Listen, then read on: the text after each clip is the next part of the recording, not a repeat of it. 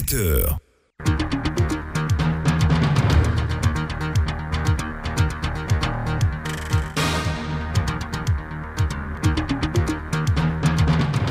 Vous êtes sur la radio numéro 1 sur l'info et le sport et vous allez avoir maintenant la seconde session d'information avec au menu à 7h20 Ferdinand Kouakou qui sera en notre compagnie pour la matinale des sports. 7h, le journal de Nice de la Fafiette. Bonjour.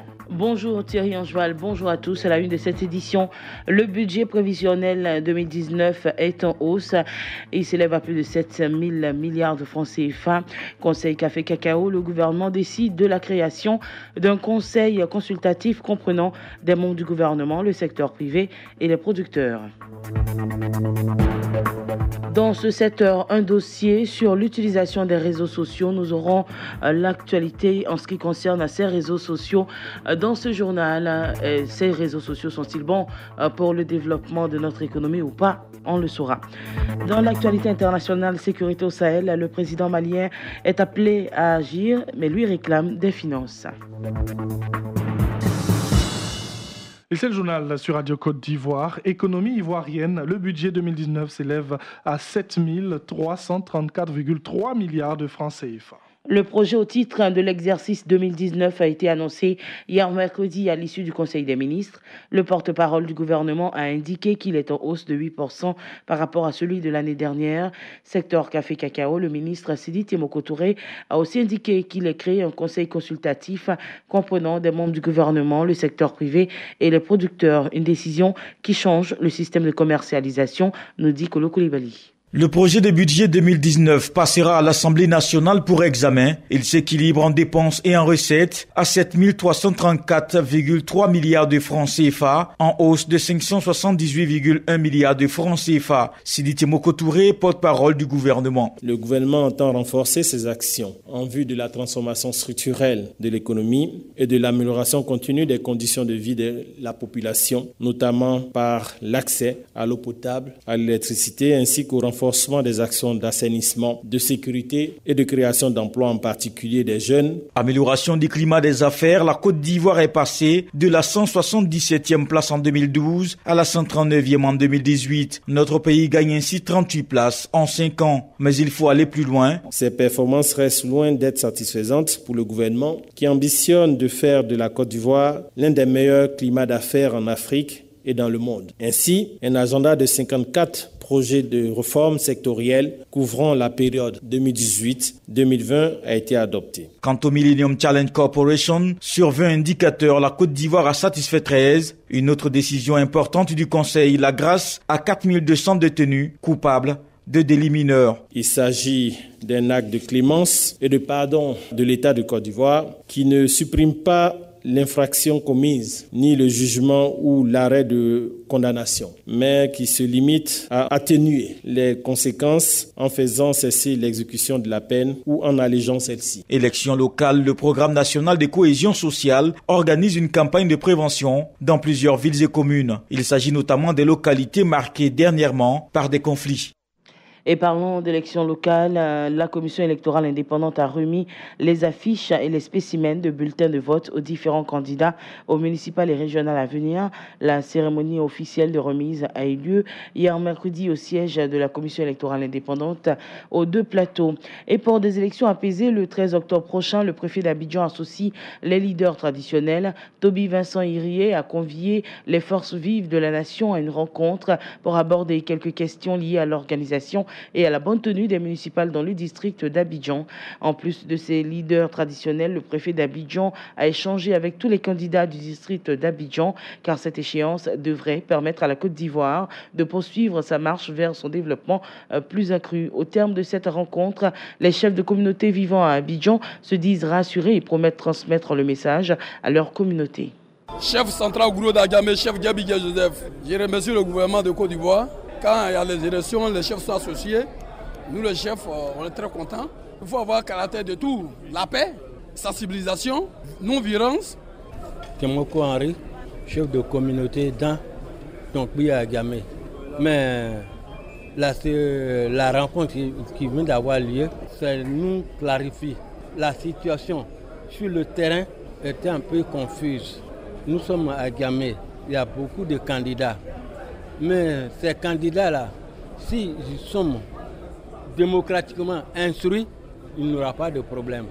Message de paix, de tolérance, de vivre en vrai Ivoirien, en paix. Plus de 93% des travailleurs en Côte d'Ivoire sont dans le secteur informel. Cependant, le manque de statistiques fiables empêche la quantification exacte du poids économique de ce secteur. Face à cette situation, l'État ivoirien et le Bureau international du travail veulent mettre en place une stratégie de transition de l'économie informelle vers l'économie formelle, un atelier national en vue de l'élaboration d'un diagnostic consolidé et d'une feuille de route nationale rassemblant plutôt plusieurs responsables des organisations patronales et syndicales est organisé depuis hier mercredi. Dr Simon Barresso, consultant du BIT. Il y a une prise de conscience quand même, je pense, au niveau du gouvernement de la nécessité d'agir à ce niveau-là. Donc il faut aussi maintenant identifier les bonnes stratégies, les bonnes structures à même, dans une approche synergique, de mettre en place vraiment des mesures concrètes qui touchent l'économie informelle pour graduellement l'amener à se formaliser en fait. Accompagnement du BIT, c'est avant tout un appui technique pour le moment, c'est-à-dire à travers toutes les enquêtes sectorielles qui ont été faites, à travers ce présent atelier qui vise à consolider en fait l'ensemble du diagnostic qui est posé et par la suite à mener des actions concrètes à l'endroit des acteurs de l'économie informelle pour gentiment les amener à se conformer à la législation en fait. La planète célèbre aujourd'hui la 39e édition de la Journée mondiale du tourisme. Une journée placée sur le thème tourisme et transformation numérique, un thème important pour le ministre du Tourisme, Siandou Fofana, qui voit en ce thème une manière pour les pays du monde de montrer la place prépondérante des nouvelles technologies de l'information et de la communication dans la promotion touristique de chaque pays. Et parlant du numérique, l'avènement des réseaux sociaux a changé les habitudes des populations. Les smartphones, bien qu'utiles, nuisent souvent. C'est le cas dans certaines entreprises où les travailleurs ne sont plus souvent concentrés. Le constat de Sorosita. Le dossier du jour.